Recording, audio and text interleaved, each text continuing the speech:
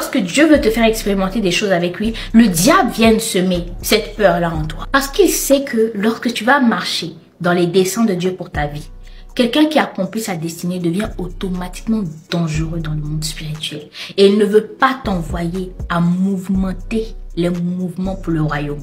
Il ne veut pas t'envoyer à faire ça. Donc aujourd'hui, j'aimerais te dire, il faut prendre conscience de qui tu es. Je veux te dire qu'il faut prendre conscience de qui tu es en Jésus-Christ. Tu verras qu'il n'y a aucun esprit qui pourra te faire douter de la capacité que Dieu a mis en toi. Dieu va se présenter à toi pour te faire vivre des expériences parce qu'il sait que tu en es capable. Il peut pas te donner quelque chose que tu ne peux pas supporter, c'est pas possible. Il peut pas te donner quelque chose au-delà de tes capacités. Quand Dieu te donne quelque chose, même si toi dans ton fort intérieur tu te dis j'y arriverai pas, j'ai peur, c'est pas possible.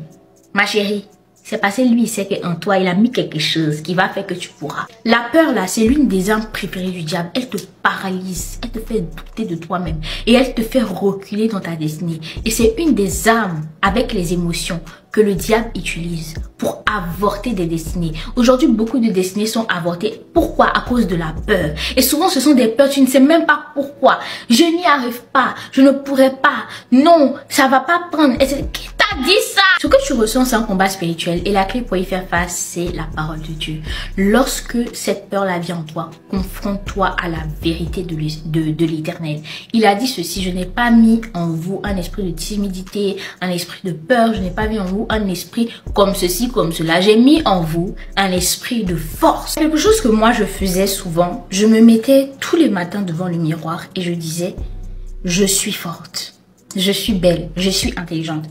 Tout ce que le Seigneur a mis en moi va éclore.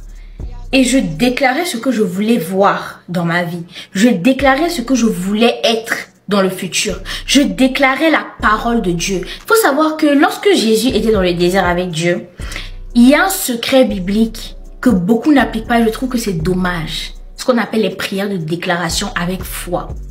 Ça marche tellement. Vous n'avez pas aidé. Il y a des choses que j'ai demandé à Dieu, que je vois se réaliser dans ma vie, simplement à cause de la déclaration. Il y a des heures précises pour ça. J'ai pas envie de rentrer dans ça parce que c'est pas le but de la vidéo.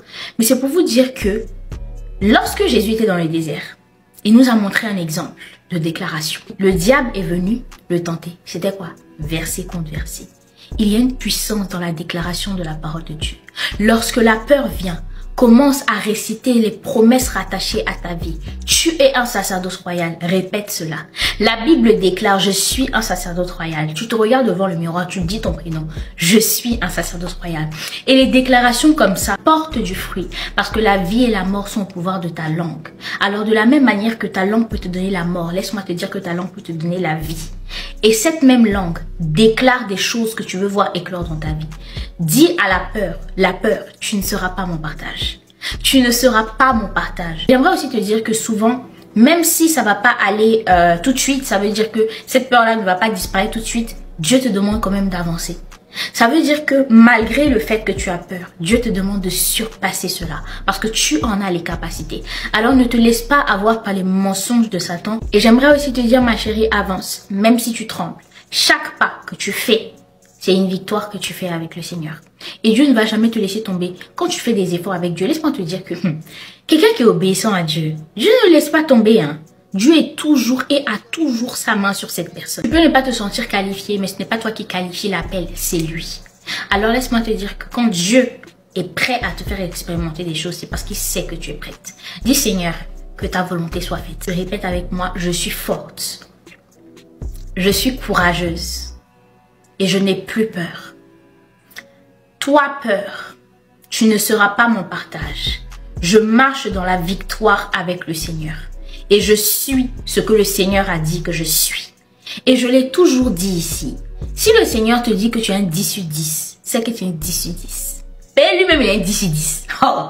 Quelqu'un a dit que tu es faite à son image. Moi, c'est quand j'ai vu la parole, quand Dieu a dit qu'il nous a créé à son image, à sa ressemblance à lui. Déjà qu'avant, je ne me prenais pas pour n'importe qui. Mais maintenant, il est un 10 sur 10. Oh, what did I believe in myself? Die. Il a dit que non. Je crois en moi. Quand vous me voyez me donner les noms là, c'est ce que je proclame que je suis en fait. The deeper girl of the Almighty Jesus. La chiffre la plus consciente du paquet. Le couteau le plus aiguisé du tiroir. Qu'est-ce que tu me dis? C'est pas une affaire d'orgueil ou de confiance en toi que tu veux booster.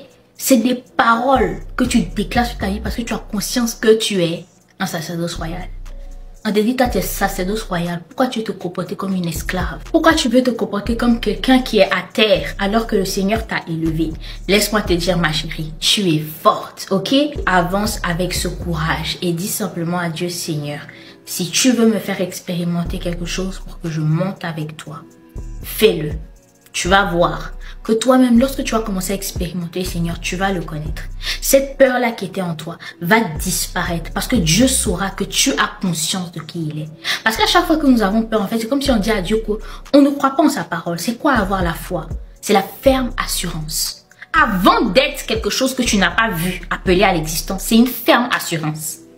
La Bible est claire. C'est une ferme assurance. Donc, aie en toi cette ferme assurance-là que tu es ce que Dieu te dit que tu es.